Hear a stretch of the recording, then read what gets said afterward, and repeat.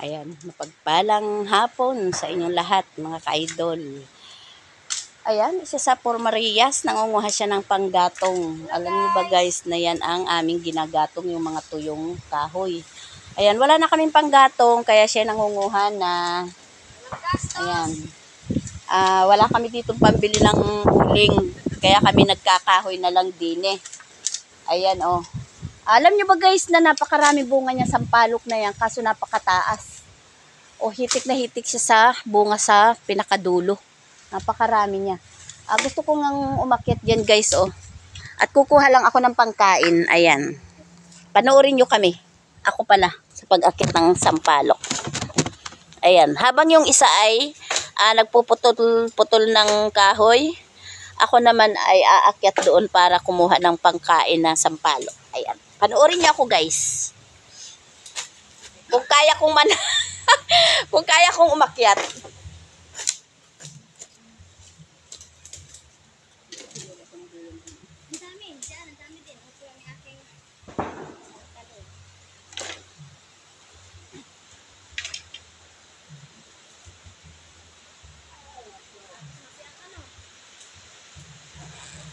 Hello.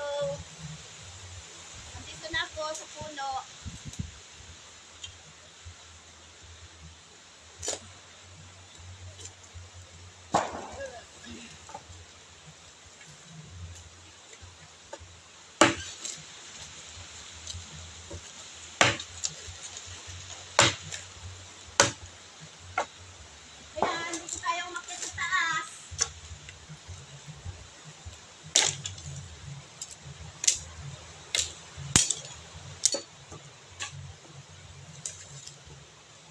Guys, ang kagandahan dito, wala kaming gasto sa panggatong. Dito na lang, may mga tuyong kahoy sa paligid.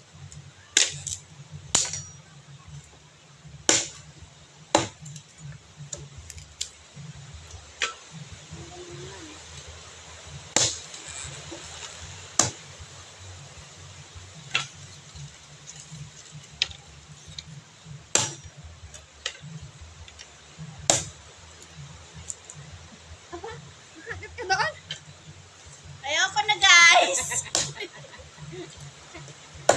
Takot si ako. Ayan na nga, naandun na. Cellphone mo, mabasa ng ulan. Ayan, takot si ako umakyat guys. Sobrang taas. Hindi ko na kayang umakyat ngayon ng puno, hindi gaya nung panahong kabataan ko na kahit patataas na puno, kaya kong akyatin. Ayan, may nakuha naman ako. Ayan, kakainin natin to.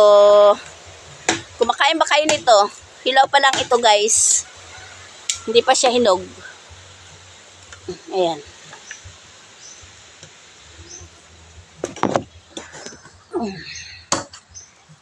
Ayan, yan yung ginagatong namin dito mga ka-idol. Yung kahoy na mga tuyo. Ano ba kayo magsibak ng kahoy, guys? Ayan siya, nangunguha siya ng kahoy. Kulang na lang dito guys ay yung gagatungan. Bigas na lang yung kulang. Wala pa kaming bigas. Sino pwede mag-donate dyan?